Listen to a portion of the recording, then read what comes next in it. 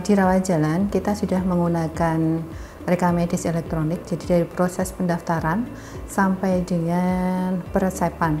Jadi ketika pasien mendaftar, kita sudah menggunakan SIM rumah sakit atau kita disebut di sini sebagai sistema. Kemudian untuk prosesnya di IGD kita masih jalan 2, dalam artian masih menggunakan rekam medis konvensional dan juga rekam medis elektronik untuk pengisian di data diagnosisnya. Masih menggunakan berkas konvensional itu karena mungkin kita dalam proses pengembangan, dalam proses develop sistem tersebut. Jadi kita belum bisa melepaskan berkas konvensional di dalam pencatatan pemberian pelayanan terhadap pasien. Jadi untuk yang fitur utama yang kita gunakan di rekam medis elektronik ini yaitu data demografi pasien. Jadi apa yang sudah dilakukan oleh dokter, perawat itu dituliskan di rekam medis elektronik di RSA ini. Untuk komunikasi dengan nakes yang lain tidak memerlukan waktu yang lama karena data sudah terekam di rekam medis elektronik ini.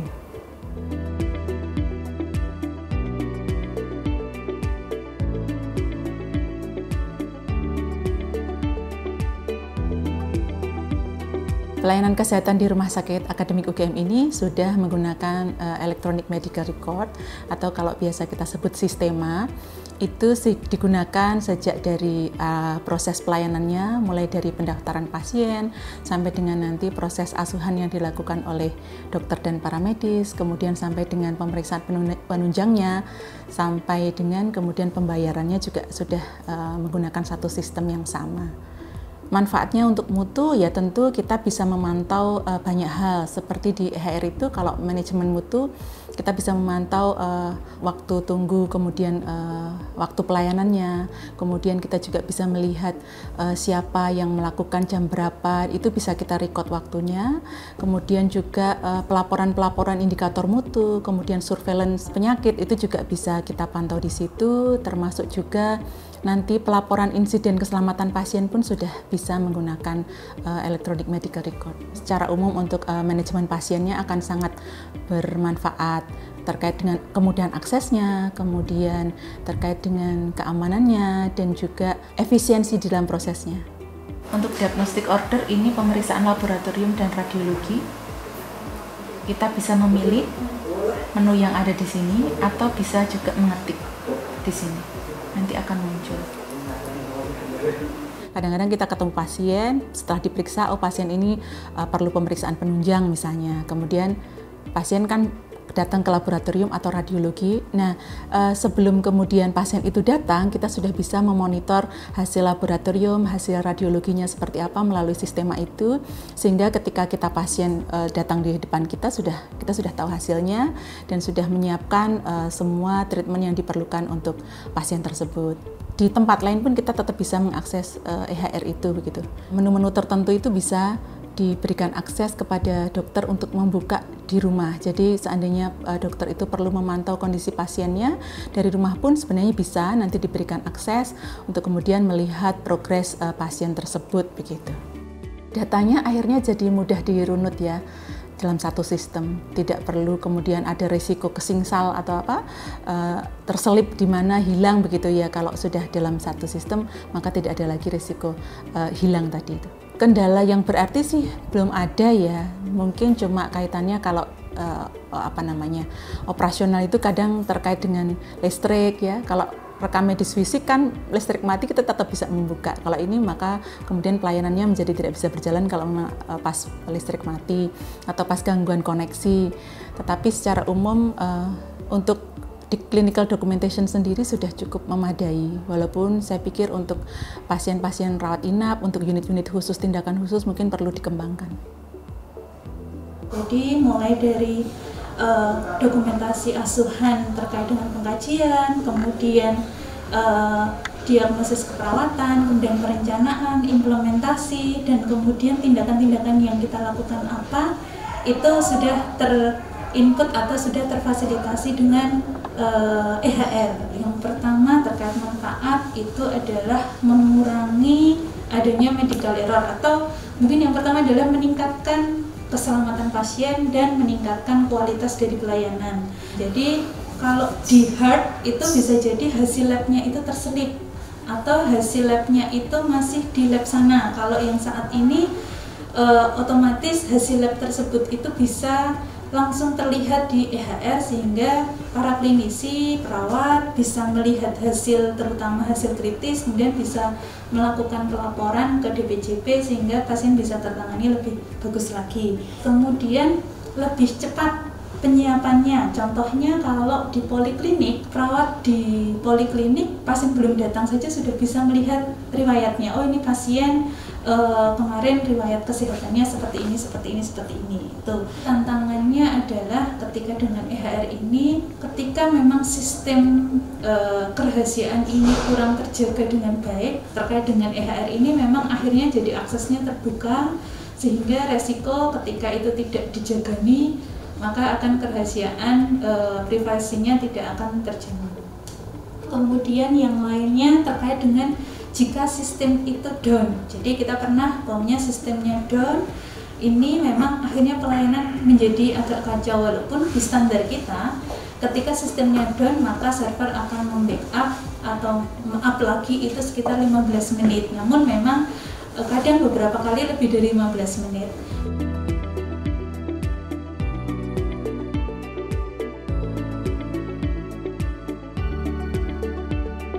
Dengan adanya EMR dalam hal ini electronic prescribing atau resep elektronik di farmasi rawat jalan tentu menjadi lebih cepat.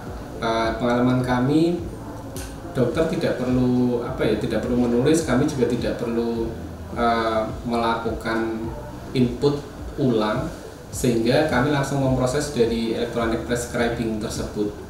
Sistemnya itu seperti mengunci gitu, jadi ada restriksi bahwa untuk pasien-pasien tertentu seperti pasien JKN itu ya obatnya tertentu gitu, jadi kami tidak perlu melakukan penggantian. Resep di rawat jalan saat ini juga sudah mendukung adanya antrian resep sehingga memudahkan pasien untuk memantau antrian. Pasien cukup melihat ke layar monitor yang ada di atas, sudah bisa melihat antriannya.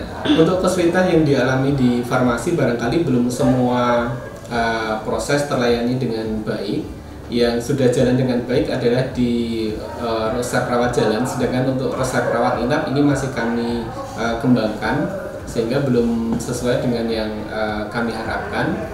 Kemudian untuk inventory ini juga masih ada kendala, artinya masih dilakukan penyesuaian-penyesuaian dan juga perbaikan-perbaikan terkait dengan stok gitu ya, yang nyambung antara gudang farmasi kemudian dengan satelit farmasi rawat jalan, kemudian farmasi IGD dan juga dengan farmasi rawat inap. Kalau untuk usulan terkait dengan EMR kaitannya dengan farmasi, yang paling penting adalah inventory, itu salah satunya. Nah, ini sebaiknya memang terintegrasi dari awal sampai akhir gitu. Jadi bagaimana perencanaan barang dilakukan oleh farmasi, kemudian proses pengadaan yang dilakukan oleh instalasi pengadaan, kemudian bagaimana penerimaan barang di gudang farmasi, kemudian distribusi dan juga peresepan di satelit farmasi, termasuk mungkin nanti juga proses SPJ di bagian keuangan. Harapan kami nanti bisa terintegrasi dan memudahkan semuanya. Kemudian untuk pelayanan ini juga cukup penting. Di rawat jalan sudah cukup baik, nanti tinggal perbaikan mungkin ya perlu sedikit-sedikit, sedangkan untuk yang dirawat inap ini masih dalam proses pengembangan sesuai dengan peresepan yang selama ini dilakukan secara manual melalui daftar pemberian obat dan juga CPPT di rawat inap.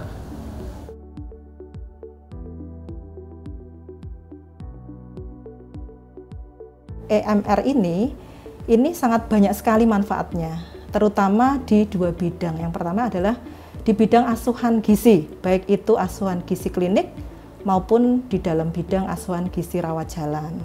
Terkait dengan CPPT atau catatan perkembangan terintegrasi. Jadi kalau di rumah sakit kita sudah menerapkan program IPCN, jadi kita terintegrasi dari semua profesi yang ada di rumah sakit. kemudian juga bisa memberikan data lebih akurat karena langsung terekod ya di EMR ya, sehingga akan lebih bagus lagi ya di dalam kita mengevaluasi ya, monitoring evaluasi di dalam diet yang diberikan pada pasien. Kemudian terkait dengan food service, jadi kita juga sudah menggunakan EMR ini untuk order diet karena sudah tersistem di situ. Jadi order diet itu langsung dikomunikasikan dari ahli gizi ya di bidang klinik, kemudian langsung terintegrasi ke ahli gizi food service. Ada juga tahap evaluasi di situ ya. Maka ahli gizi itu kemudian bisa mengikuti catatan perkembangan pasien. Kalau misalkan dietnya berubah, yang pertama pasien mendapatkan diet cair, kemudian berubah menjadi makanan lunak ya. Dengan mudah kemudian ada perubahan-perubahan. Jadi sudah tidak manual lagi. Kalau manual kan membutuhkan waktu yang lebih banyak. Fitur-fiturnya semuanya sangat bermanfaat ya. Jadi yang pertama adalah terkait dengan asuhan gizi klinik ya, asuhan gizi pasien, baik itu rawat inap dan rawat jalan ya. Fiturnya sangat kita butuhkan semuanya. Kemudian yang kedua terkait dengan food service, yaitu terkait dengan order diet.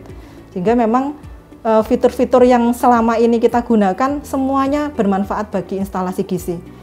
Dan sangat memudahkan kami ya dari sisi SDM, ahli gizi, maupun juga dari pelaksana gizi untuk bisa kemudian mendukung pelayanan di rumah sakit ya. Di RSA ini, fitur EMR yang sudah kita akomodir itu fitur-fitur standar untuk rekam medis seperti diagnosa, kemudian SOAP, terus kemudian medikasi, rekam medikasi, kemudian vital sign dan sebagainya.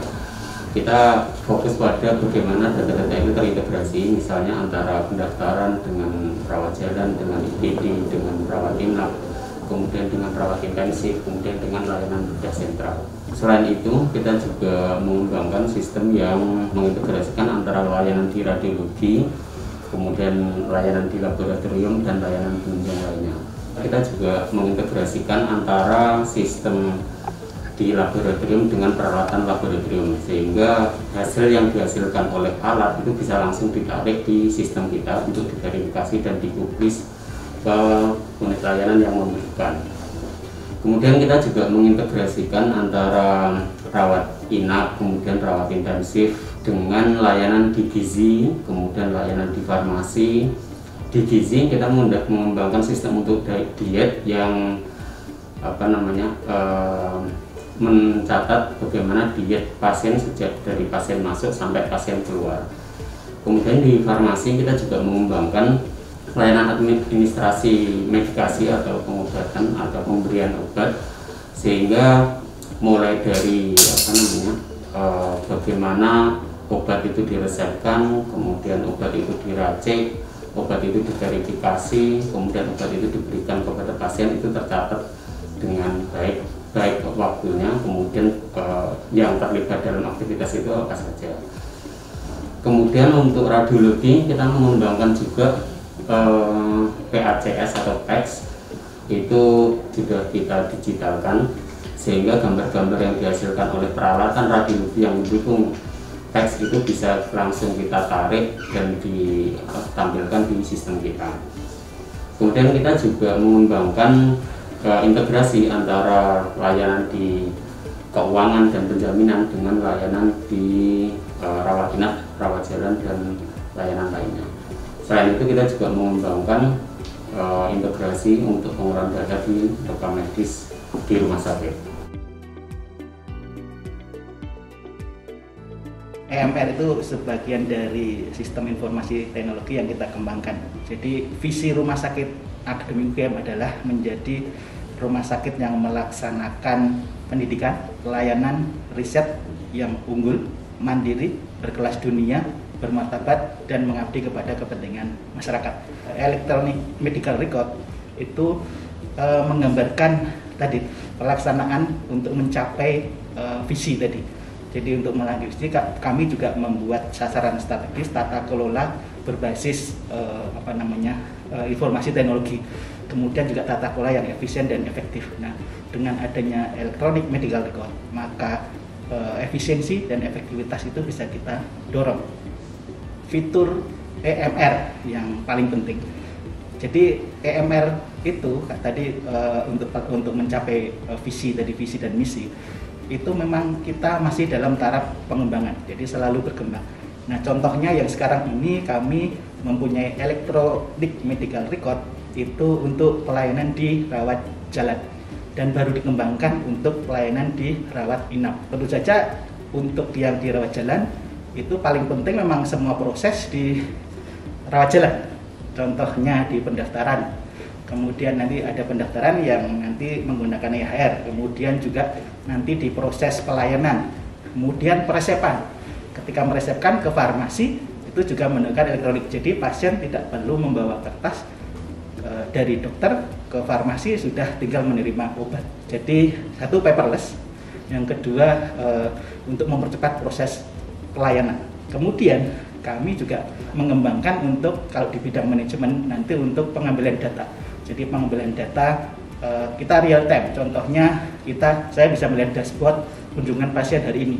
Untuk manajemen tentu saja kita bisa membuat strategi termasuk untuk pengambilan keputusan secara cepat. Kalau kunjungan pasien itu bisa tiap hari. Jadi kita bisa mengevaluasi misalnya kunjungannya meningkat, menurun dan sebagainya. Dan itu untuk manajemen sangat penting. Nah, itu bisa sebagai dasar pengambilan keputusan untuk pelayanan lebih baik lagi. Yang paling menghambat memang kalau teknologi itu selalu berkembang.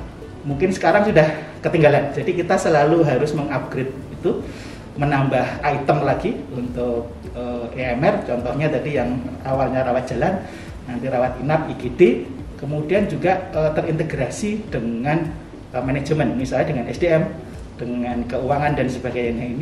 Ini yang sebenarnya kemajuan teknologi atau pengembangan itu yang menjadi tantangan bagi kita.